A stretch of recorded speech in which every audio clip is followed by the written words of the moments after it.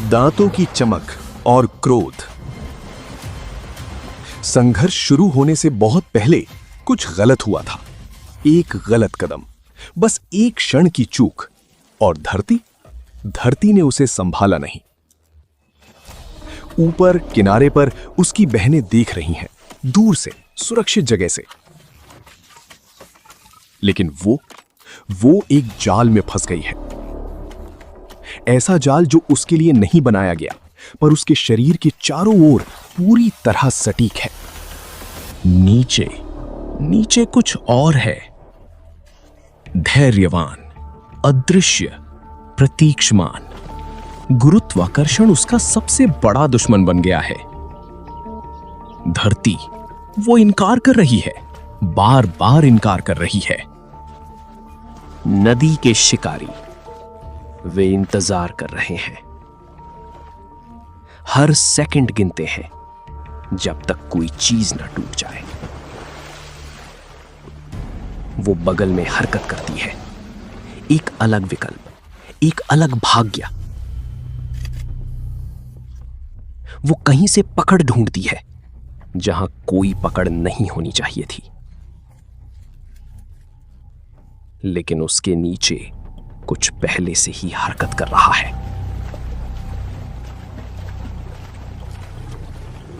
आदिम शक्ति के साथ वो गहराई को चुनौती देती है। धरती कुछ नहीं देती।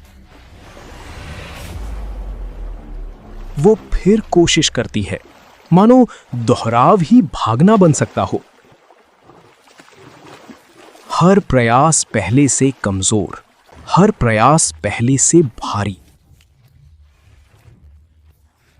वो ऐसे हरकत करती है जैसे भागना दिशा बदल सकता हो, लेकिन जो धरती उसकी अपनी है, वो पूरी तरह स्थिर रहती है, मानो उसने कभी ध्यान दिया ही नहीं कि वो गिर रही है। दो तरह की जीविका एक ही पल में सांस रोकी हुई। बहनें नहीं हिलती, नदी भी रुकी हुई लगती है।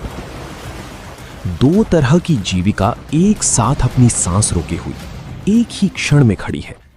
वो गहरे पानी में चली जाती है, जैसे वो कुछ भी, गहराई को, खतरे को, यहां तक कि निश्चितता को भी गलत समझ सकती है। अगर इसका मतलब जीविका हो, एक संक्षिप्त उठान, एक उथली चढ़ाई, कुछ जो आशा जैसा महसूस होता है।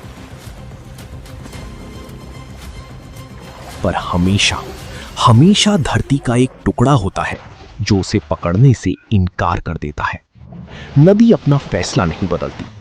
हर रास्ता जो वो पाती है, पहले से ही कहीं किसी द्वारा चुप्पी में देखा जा रहा है।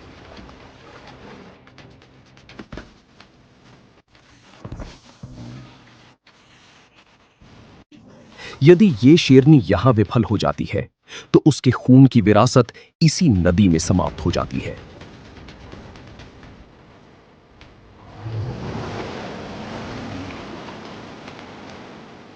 मैदानों की रानी के लिए एक जलीय कब्र। अंतिम साधन, गति और चपलता। जब तक वो पानी के नीचे धरती को महसूस करती है, उसके पास एक अंतिम लाभ है, एक नाजुक तरह की फुर्ती जो मौत को उसे पूरी तरह पकड़ने से रोके रखती है। और एक बार फिर वो चढ़ने का प्रयास करती है, दूरी का भ्रम लिए हुए, जबकि नदी बस अपने को याद रखती है, उसकी दिशा याद रखती है। गति ही उसके पास एकमात्र फायदा रह गया है। दो दुनियाओं के बीच पतली धरती की पंक्ति। केवल एक पतली सी धरती दो दुनियाओं को अलग करती है। एक जो स्वतंत्र भटकती है, दूसरी जिसने सीखा है कि धरती पर कितना कम भरोसा किया जा सकता है। हर बार जब वे उसे फिर से ढूंढते हैं, जल्दबाजी नहीं होती। जैसे शिकार करना भी कुछ ऐसा है जिसे वे गति सहित चुनते हैं। एक सेकंड के लिए गति टूट जाती है, धीमा, सचेत, जैसे गति स्वयं एक जोखिम बन गई हो। समाधान नहीं, जोखिम। जल में संघर्ष, ना तो पूरी तरह डूबती है ना तो शिकार होती है।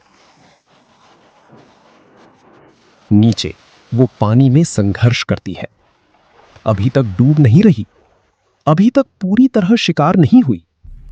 पर कुछ अन्य है, मौत जैसे नहीं, पर उसके विचार को स्वीकार करने जैसे। हर बार जब वो बचती है, हर बचाव एक संकेत बन जाता है। एक उपस्थिति फीकी पड़ जाती है, दूसरी ध्यान देती है।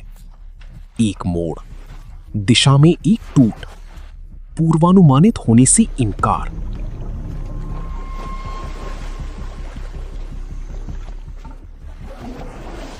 भूमिकाएं धुंधली हो जाती हैं, क्षण भर के लिए भूमिकाएं धुंधली हो जाती हैं। वो उस चीज बन जाती हैं जो असंभव जगहों से बाहर निकलती हैं, और नीचे नदी एक उपस्थिति के रूप में उत्तर देती है, कई शरीरों के साथ एक साथ उठते हुए। वो बन जाते हैं जो अभिक्रिया करने, जमा करने, पीछा करने के लिए मजबूर होते हैं, उस चीज को जो किसी एक जगह में रहने से इनकार करती है।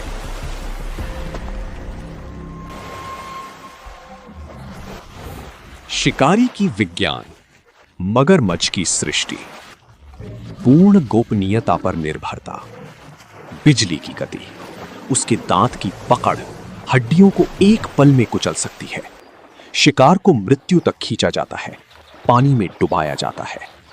मगरमच्छ की ऊर्ध्वाधर पुतलियां हरकत के प्रति अत्यंत संवेदनशील हैं। एक पारदर्शी तीसरी पलक, निक्टिटेटिंग झिल्ली, पानी के अंदर आंख की रक्षा करती है, पर कुछ दृष्टि भी देती है। मगरमच्छ की आंखें घात के लिए बनी हैं। शुष्क मौसम में वो महीनों तक भोजन के बिना जीवित रह सकता है। वो सुप्तावस्था में प्रवेश करता है, अपने आंतरिक संसाधनों को बचाने के लिए। एक धीमा, कठोर प्रतीक्षा।